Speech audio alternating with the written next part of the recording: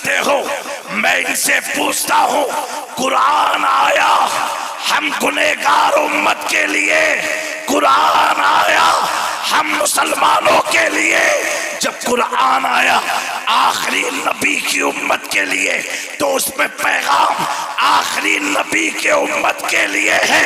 अब उस कुरान में अल्लाह तबारक व तआला बनी इस्राइल के वलियों का क्यों जिक्र कर रहा है? उस कुरान में अल्लाह असहाबे कहफ का जिक्र क्यों कर रहा है? तो मैं भी यही चाहूंगा कि जितना ज्यादा हम उन्हें सुनेंगे, उतना हमारे अंदर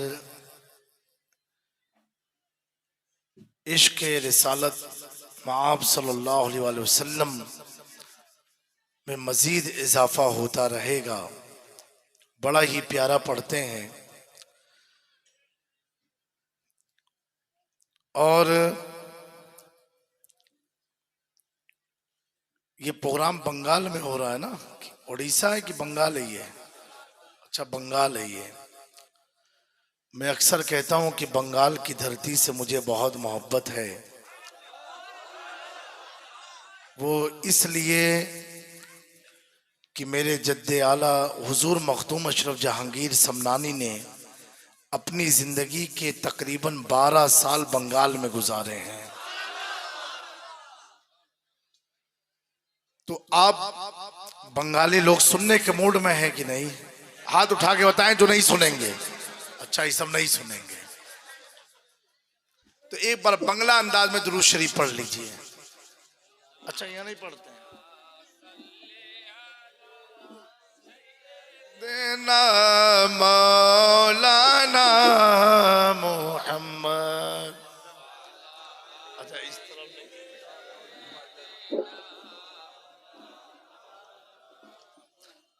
सल्लल्लाहु अलैहि वसल्लम।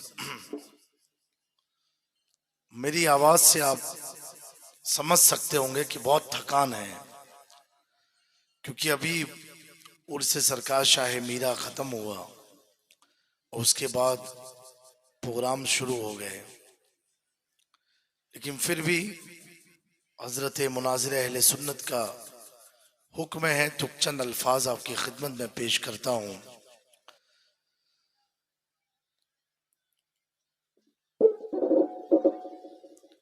ये प्रोग्राम का नाम है अजमत औलिया कॉन्फ्रेंस। अजमत औलिया कॉन्फ्रेंस।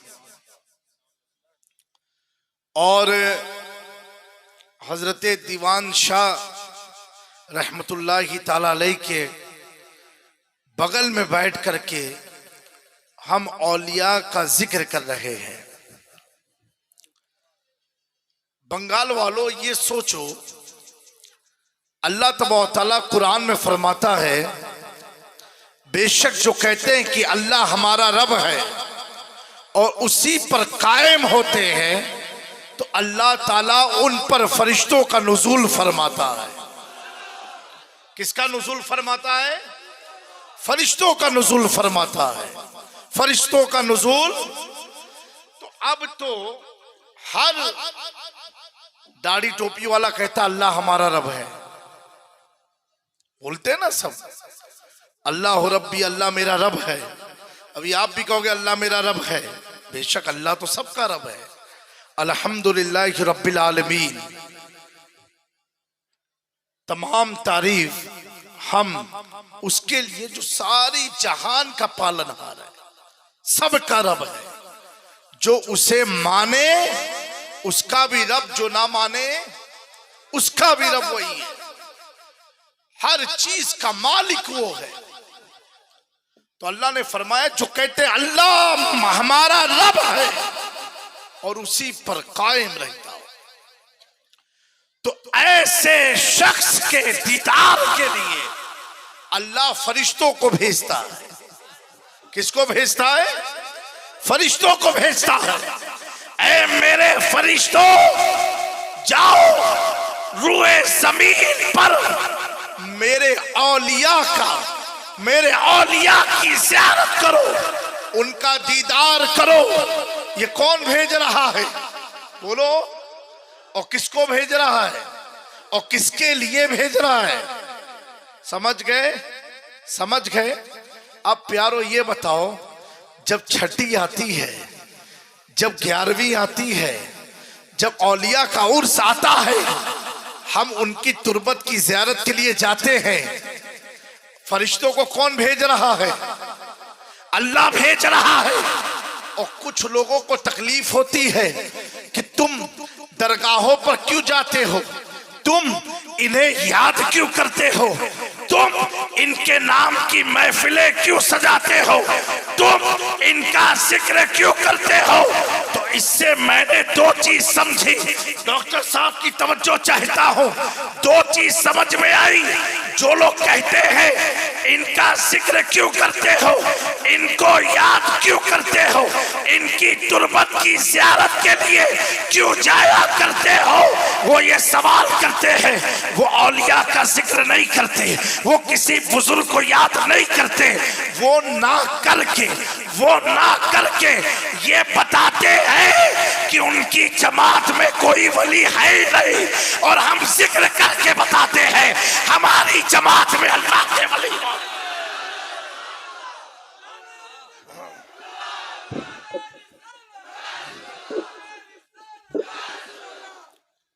वो ना करके ये बताते हैं। एक बात और आप बताओ, याद किसे किया जाता है? जो याद के लायक हो। हर मरे को याद नहीं किया जाता, हर दुनिया से जाने वाले को याद नहीं किया जाता। याद उसी को किया जाता है जो याद करने के लायक हो।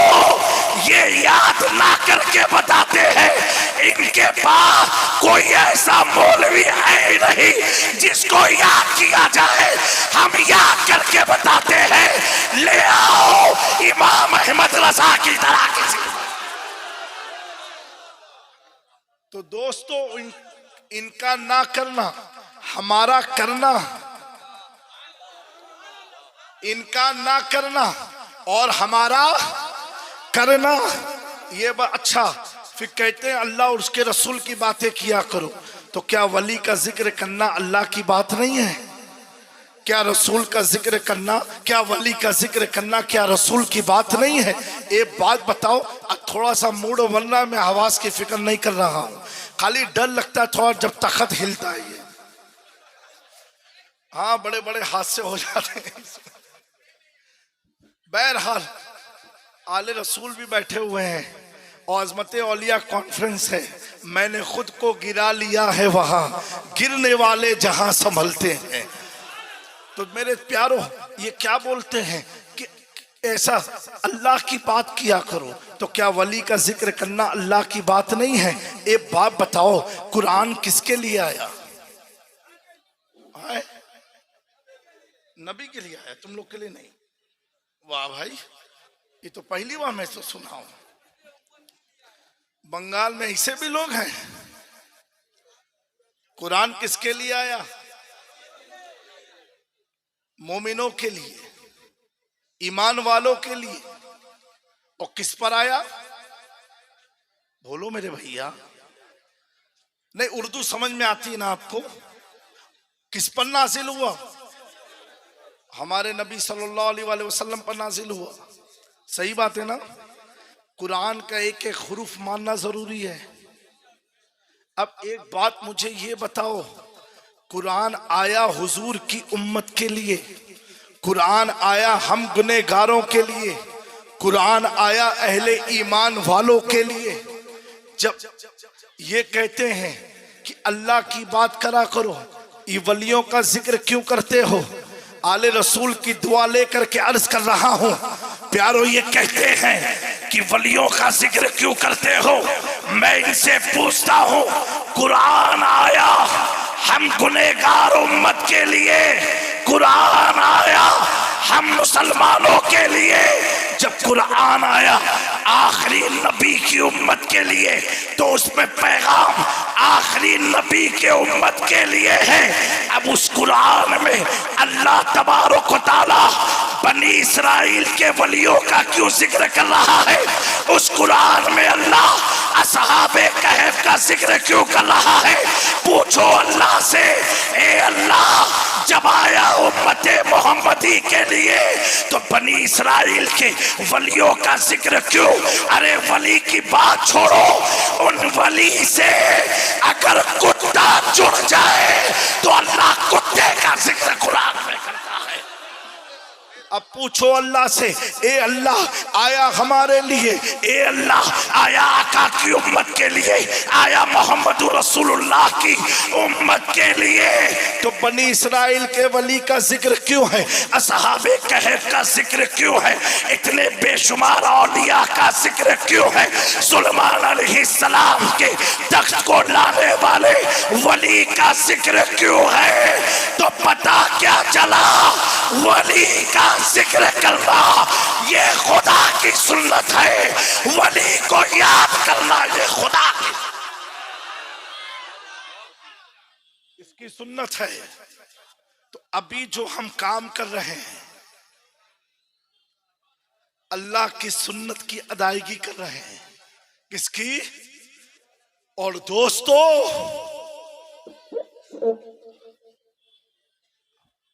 मेरे गौसे आजम पीर पीरा मीरे मीरा, क्या शान है। अल्लाहु अकबर। इमाम तहतावी अलदुर्र के मुकदमे में फुकाहे अहनाफ का एक बाब बनाया और उसमें एक वली का जिक्र किया जिसको दुनिया बायजीद बुस्तामी के नाम से जानती है। किसके नाम से? बोलो मेरे भाई। और क्या लिखा? मन अरफा इस्महु दखलल जन्ना, जो शख्स इस नाम को पहचान गया वो जन्नत में दाखिल हुआ।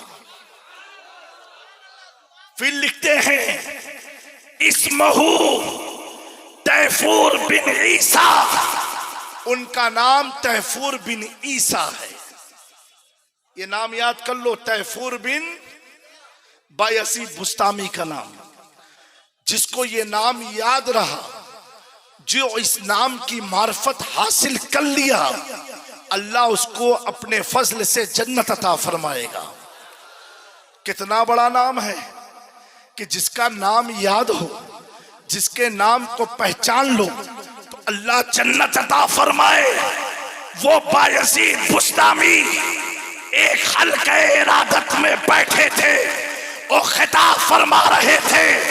अचानक से गैब से निदा आती है, एक तैफूर बिन ईसा आने वाले दौर में मेरे महबूब की नस्ल में एक अब्दुल कादिर जीलानी पैदा होगा और वो ऐलान करेगा कि मेरा कदम सारे वलियों के कंधे पर। इतना ऐलान जैसे गैब की निदा को बायजीद बुस्तामी सुनते हैं, अपने सर को झुका देते हैं, सर को खम कर देते हैं।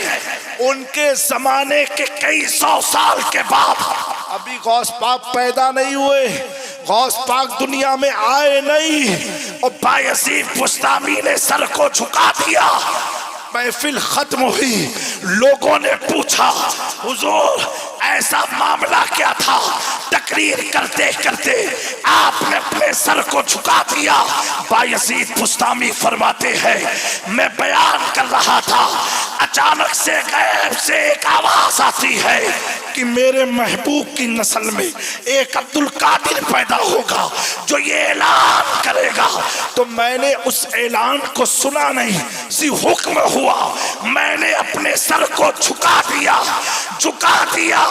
अब अंदाजा लगाओ, जिस वली का नाम याद करने से जन्नत मिल जाया करती है, वो वली भी गौसे आजम के सामने ये कहता नजर आ रहा है, ये दिल जिगर ये आंखें ये सर है, जहां चाहो रखो कदम।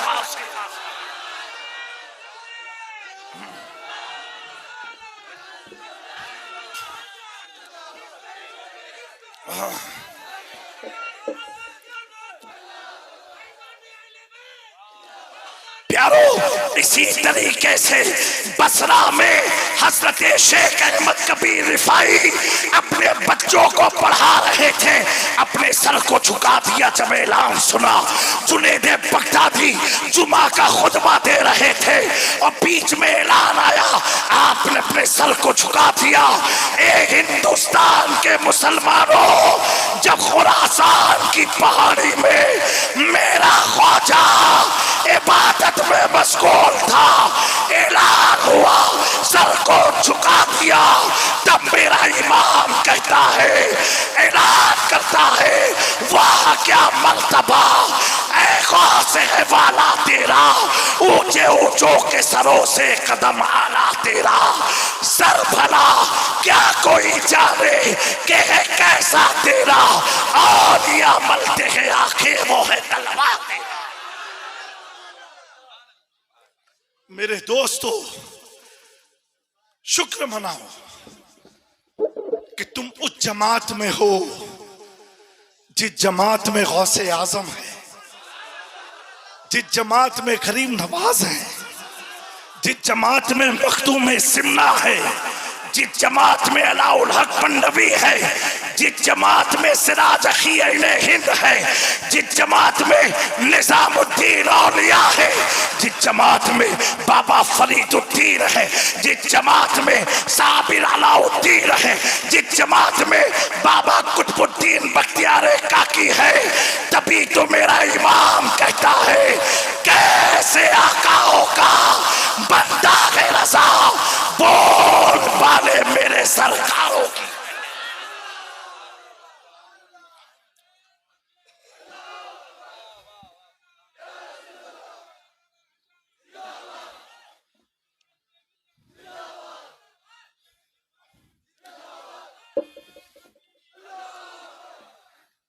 मेरे प्यारों, और जो इस मसलक से हट गया, जिसको हम 24 कहते हैं, क्या कहते हैं? आप स्टेज पर उलमा का चेहरे देखो, चमक रहे कि नहीं?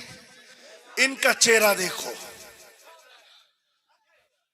उनका देखो, दाढ़ी ऐसी है कि मक्खी घुस जाए तो मर के बाहर निकले, हम लोग में घुसे मरे तो जिंदा बाहर निकले।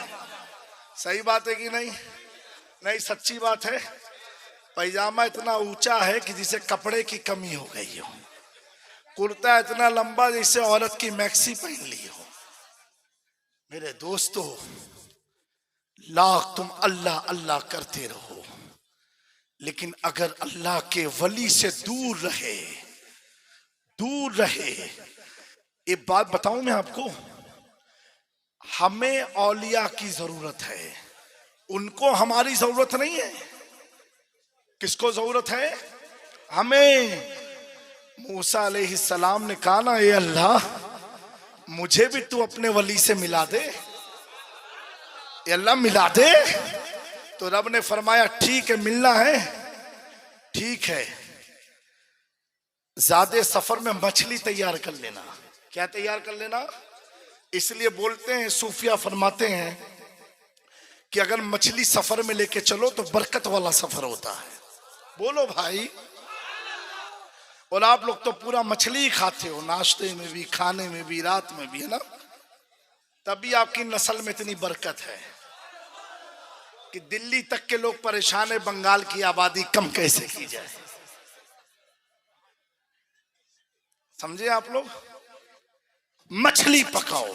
भाई ये बात करके बात खत्म, फिर डॉक्टर साहब को सुनना है इंशाअल्लाह तबारक तआला।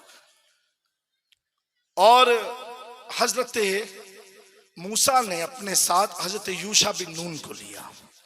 पैरल वाकया निगारी मकसद नहीं है। और मछली को पका करके एक डब्बे में पैक किया, टिफिन में, और साथ लेके चले। मूसा अलैहिस्सलाम ने अपने दोस्त, अपने भाई यूशा बिन नून को बताया नहीं था कि मछली क्यों लेके जा रहे हैं। अल्लाह ने फरमाया, मूसा, जिस मकाम पर मछली जिंदा होके पानी में चली जाए, उसी मकाम पर मेरे वली का कयाम है, वही मंजिल है। अब रात सफर चलता रहा, बहरहाल सुबह हो गई। मूसा अलैहिस्सलाम ने अपने भाई से पूछा, ए यूशा वो मछली निकालो, भूख लगी है। हजरत यूशा फरमाइश करते हैं, हुजूर जब रात में आप सोए थे जहां पर टेक लगाया था, तो मैं क्या देखता हूं कि डब्बे में से मछली जिंदा होके पानी में चली गई, जिंदा होके, और मछली कटी हुई है, भुनी हुई है, पकी हुई है, कटी हुई है, और कैद खाने में है, डब्बे में पैक है। कहा कि हुजूर रात में, तो मूसा अलैहिस्सलाम फरमाते वही तो जगह थी जिसकी तलाश में हम निकले हैं, चलो वापस उसी मकाम पर जहां मछली जिंदा होके पानी में गई। मूसा अलैहिस्सलाम पलट के आए उसी रास्ते पर। अब तवज्जो चाहता हूं, पलट के वापस आए उस मकाम पर जहां पर मछली जिंदा हुई।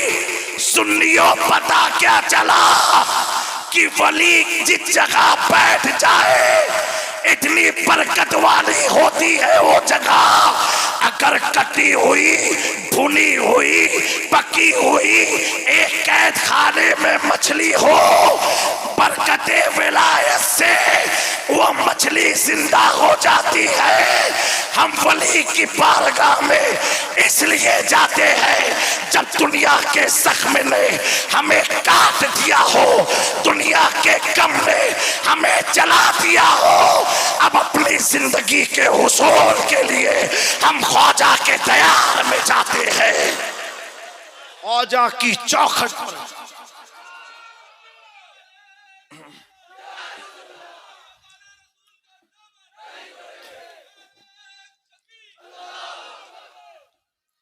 मेरे प्यारो, अल्लाह के वलियों से खूब मोहब्बत करो, उनकी ज़ियारत किया करो।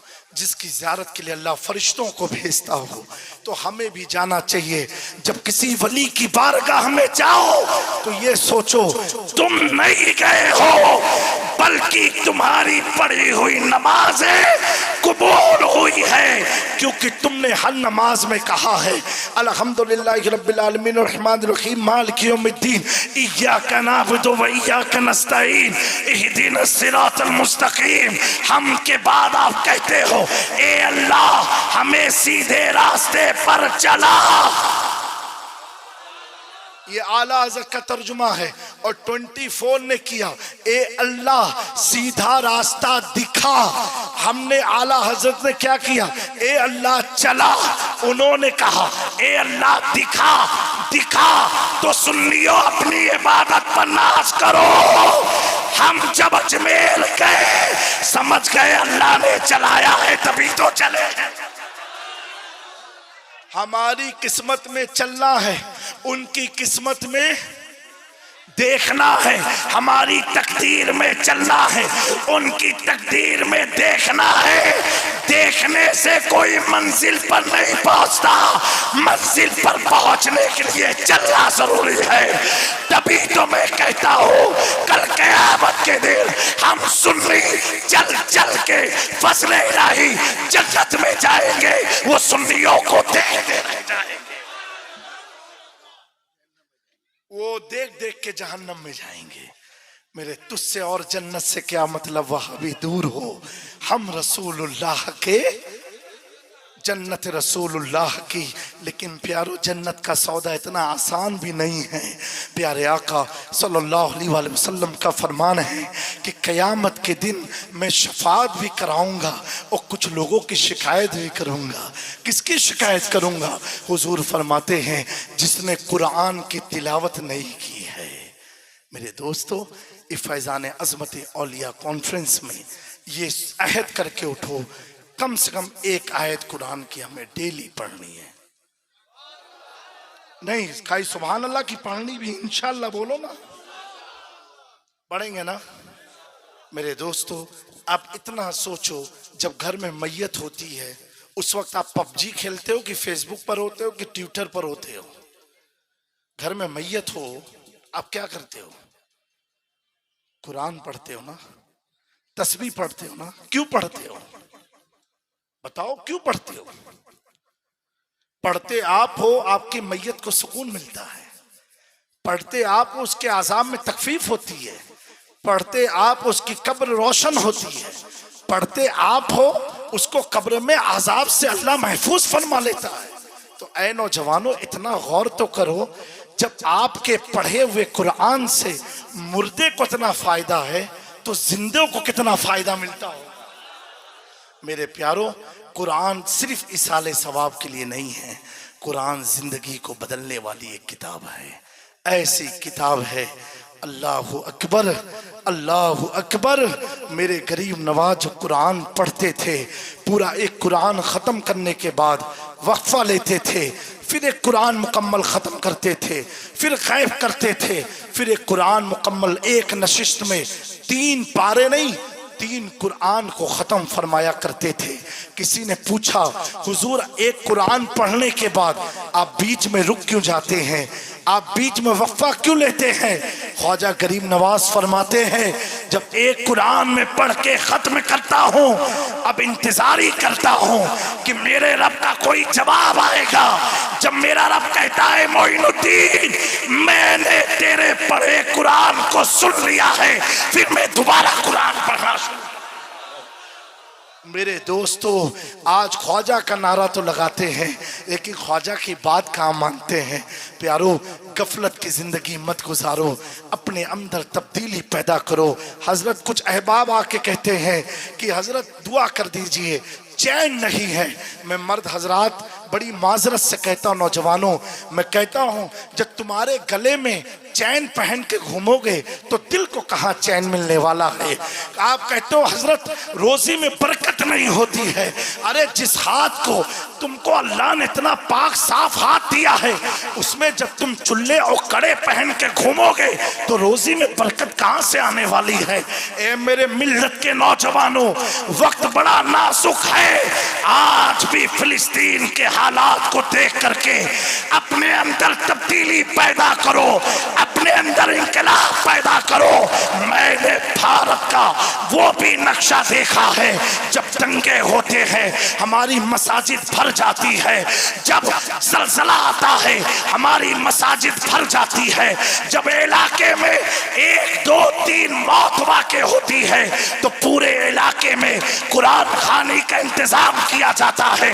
क्या मुसलमानों, तुमने ये अहद कर लिया है, जब आज़ाब आएगा तो कुरान पढ़ेंगे, जब आज़ाब आएगा तो मस्जिद को भरेंगे, जब तकलीफ आएगी पूछो जाओ फिलिस्तीन के मुसलमानों से, आज वो किस चीज के लिए लड़ाई लड़ रहे हैं? क्या अपनी प्रॉपर्टी के लिए, क्या अपने मकान के लिए, क्या अपनी इज्जत के लिए, क्या अपनी आबरू के लिए?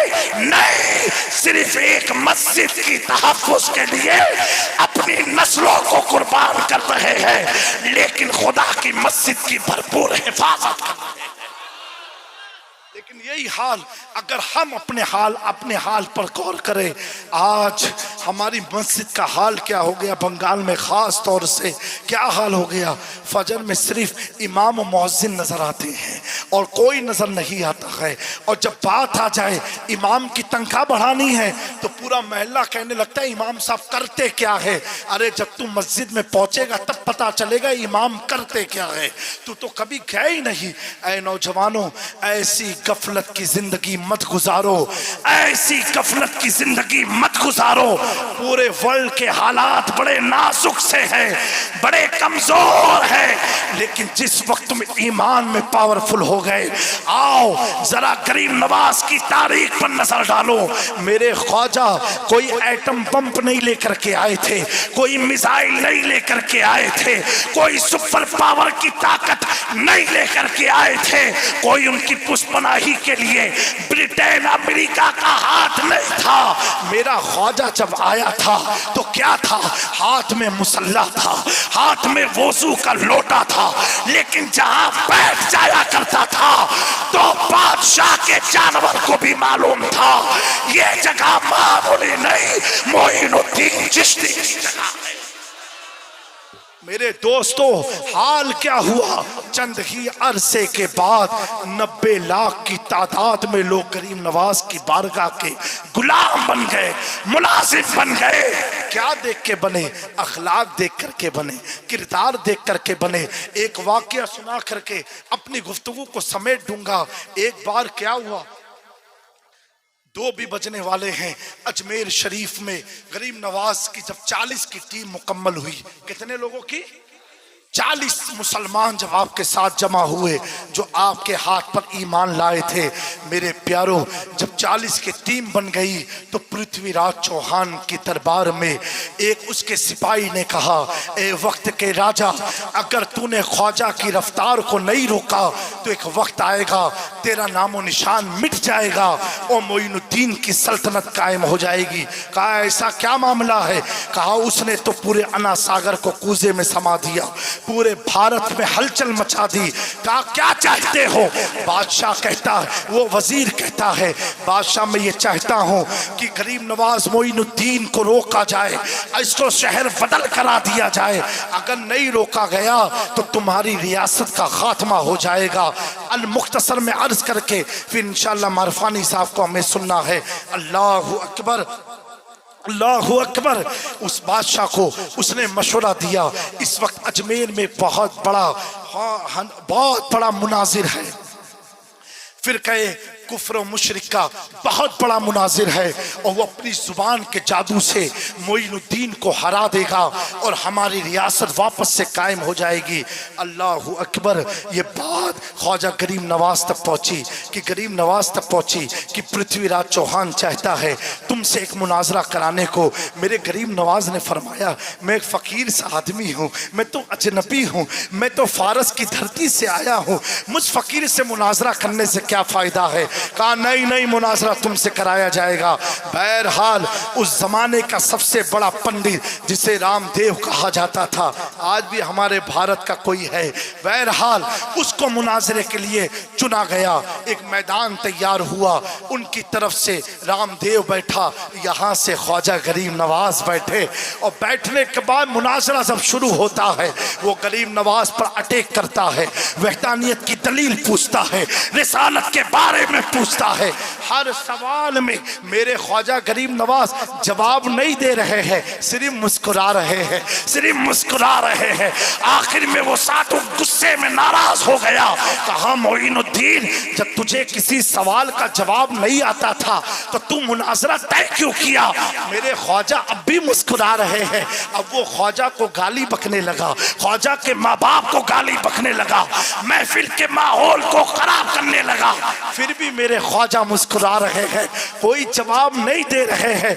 आखिर में वो कहता है, ठीक है मैं चलता हूँ मैदान मुनाजरा से, लेकिन एक सवाल का जवाब तू मुझे दे दे कि इतना सारा मैंने तुझे, तेरे माबूद को, तेरे दीन को गाली बकी, तबर्रा किया, बुरा भला कहा, ए मोइनुद्दीन क्या तेरी गैरत जोश में आई?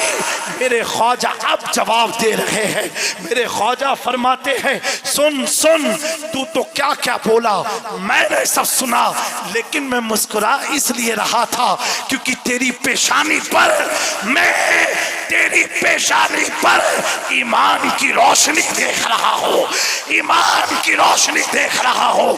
बाबा कुतुबुद्दीन बख्तियार काकी फरमाते हैं, मेरे ख्वाजा का इतना कहना था, वो रामदेव गरीब नवाज के कदमों में आकर के मुजद्दिदे दीन और मिल्लत के जुमले में इस तरह अर्ज करता है, मैं मुजरिम हुआ का मुझे साथ ले लो कि रास्ते में है जा बजा था।